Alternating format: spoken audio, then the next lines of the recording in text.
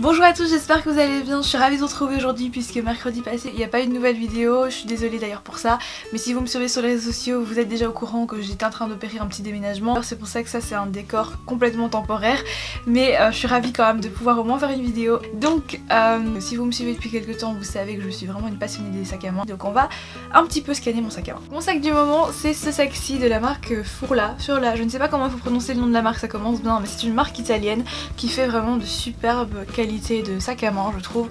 Donc voilà, il est comme ceci, c'est un sac plutôt pochette. Alors c'est pas le Metropolis qui est très connu, celui-ci en fait il est plus large, donc on peut mettre un peu plus de choses et surtout là derrière il y a une petite pochette en plus.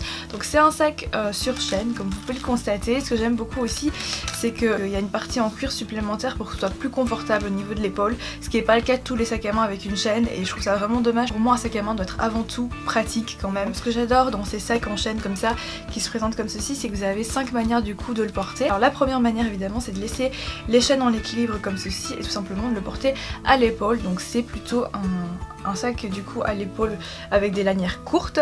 La deuxième manière c'est de tirer sur une des chaînes et faire descendre l'autre, comme ça vous pouvez porter donc votre sac à l'épaule mais de manière plus longue. De cette manière là vous pouvez également le porter donc de manière croisée pour que ce soit beaucoup plus confortable et pour vraiment avoir les mains totalement libres sans que votre sac glisse d'un bout à l'autre. Et c'est personnellement la manière dont je préfère porter tous mes sacs en général parce que je trouve ça beaucoup plus simple d'avoir quand même les mains assez libres pour le reste, et surtout quand je prends les transports en commun par exemple dans Bruxelles, je trouve que c'est pas pratique en fait d'avoir un sac qui glisse après sur une épaule, enfin qui glisse parce que votre épaule tient pas bien à cause des vestes, surtout en cette saison, généralement ça peut glisser etc. Donc je préfère cette manière là, mais par contre c'est vrai que le sac devient beaucoup plus court. Je fais 1m65, 1m66, je trouve que c'est vraiment limite quoi, je peux pas accepter plus court sinon ça m'arrive au niveau de la poitrine et ça n'a aucun intérêt. Ensuite une autre manière de porter le sac c'est de jouer un peu donc avec le système du sac justement.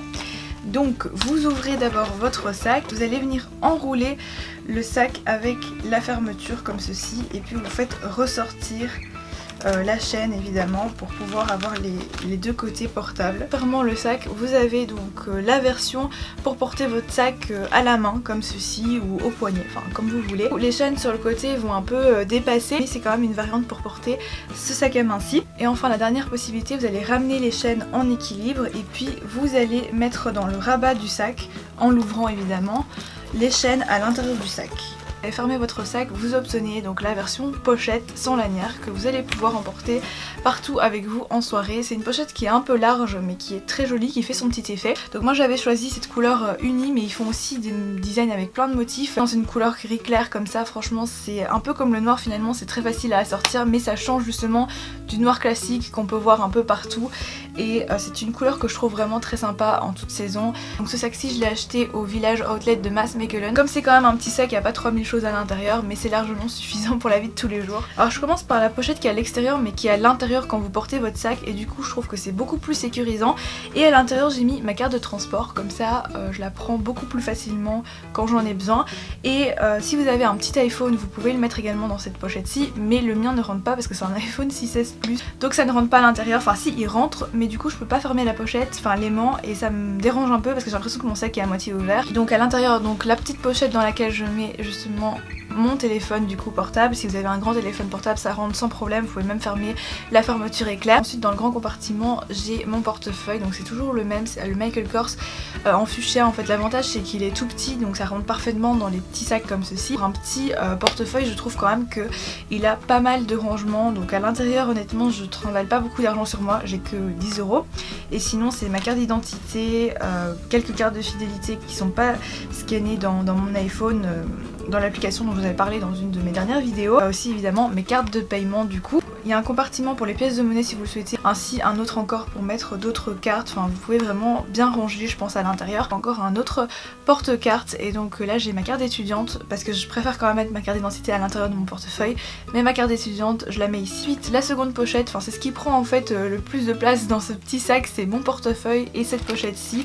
Donc celle-ci je sais plus la marque, je crois que c'est Tamaris mais je ne suis pas sûre parce que je l'avais eu en fait dans un Gozis bag lors d'un événement, mais je ne sais même plus lequel pour être honnête avec vous. C'est une petite pochette porte-monnaie et ici c'est trop mignon parce que vous avez une petite frange, mais en plus vous pouvez vraiment ouvrir cette partie là et c'est vraiment un tout petit compartiment mais dans lequel vous pouvez mettre par exemple vos bijoux comme les bagues ou les boucles d'oreilles. Mais j'ai tendance souvent à enlever mes bagues quand je vais me laver les mains, quand je suis au resto ou quoi, donc j'ai toujours peur de perdre les bijoux que j'ai sur moi. Cette petite astuce est vraiment pas mal. Donc dans le grand compartiment cette fois-ci j'ai mes cartes de visite, ensuite j'ai également mes clés. J'ai pas toutes les clés là parce que les autres sont accrochées à l'entrée sur le porte-clés quoi, mais j'en ai 2 ici. Et quelques pièces de monnaie. Là j'ai pas mon écouteur, enfin mes écouteurs plutôt, puisque c'est un vrai what's in my bag, donc je n'ai rien rangé avant. Mais en même temps, dans un petit sac comme ça c'est difficile d'avoir vraiment le sac complètement en désordre quoi. Donc ça va encore. Le reste en fait c'est pas compartimenté parce que dans un petit sac comme ça vous pouvez pas vraiment compartimenter les choses. Donc j'ai un paquet de mouchoirs puisque c'est la saison un peu où on est facilement malade, donc je préfère en avoir toujours de toute façon sur moi. Un gel antibactérien. Et ce que j'aime bien avec celui-ci, donc c'est le Sparkling Pink Champagne de chez Bath & Body Works, c'est qu'en fait il a une ouverture difficile, donc du coup normalement il va pas se déverser dans mon sac. En tout cas j'espère que ça n'arrivera pas. Et ils sont super bons celui-ci. Toujours également un élastique pour les cheveux dans mon sac. Donc celui-ci c'est un élastique vous savez en plastique. Là j'ai les cheveux lisses. Les normaux en fait ils glissent, donc j'ai la version qui est plus forte, qui est plus serrée, et je trouve que c'est très bien parce que ça fait quelques semaines que je l'utilise et il maintient bien du coup mes cheveux attachés, je peux faire différentes coiffures avec et tout, donc c'est plutôt sympa. Et enfin la dernière chose que j'ai dans mon sac maintenant, mais parfois je mets aussi un correcteur ou un baume à lèvres, en fait ça dépend, mais là j'ai mon rouge à lèvres, donc c'est l'Absolu Rouge de chez Lancôme, c'est leur nouveau rouge à lèvres je crois, et celui-ci c'est celui que je porte d'ailleurs sur mes lèvres en ce moment, c'est la teinte à la folie. En ce moment je suis vraiment une fan de tous les produits en fait pour les lèvres, que ce soit les glosses ou les rouges à lèvres, ce qui se voit un peu plus, c'est ce que je préfère porter dans cette saison-ci d'automne et d'hiver. Là ce que j'aime bien c'est qu'il s'ouvre comme ça en appuyant sur le haut et donc vous avez après le raisin qui sort, donc c'est plutôt sympa, c'est une couleur un peu corail orangé, mais sur les lèvres après ça dépend de chaque personne. C'est vrai que sur les miennes j'ai l'impression que ça change totalement la couleur, c'est un joli rose en fait. Mais c'est vrai que j'aime beaucoup aussi les gloss NYX en ce moment, les soft matte lip cream que je trouve très confortables. Il y a aussi les NYX lingerie et j'aime beaucoup aussi les Colourpop et les Pop Matte liquides de chez Clinique qui sont top aussi. Enfin voilà, pour juste vous donner les références de ceux que je porte le plus en ce moment, mais c'est vrai que les produits pour les lèvres en automne et en hiver, j'adore ça. Donc voilà pour ce qu'il y a dans mon sac à main en ce moment en version automnale. J'espère que cette petite vidéo vous aura plu, en tout cas pour moi c'était un plaisir de la filmer. Je voulais faire quelque chose un peu différent au niveau format, donc j'espère que ça vous aura plu. Merci pour votre soutien, on se retrouve très vite pour une prochaine vidéo. J'espère que mercredi cette fois-ci j'aurai le temps de vous poster une nouvelle vidéo. Et en tout cas je vous tiens au courant sur les réseaux sociaux, d'ailleurs n'hésitez pas à venir me rejoindre justement sur les réseaux sociaux pour avoir de mes nouvelles au quotidien si vous avez envie de suivre mes aventures, mais aussi pour avoir du coup en avant-première, en exclusivité, toutes les infos que je donne par rapport à la chaîne ou à ma chaîne de vlog également. Mais en attendant de se retrouver en vidéo, prenez soin de vous, plein de bisous et à très vite.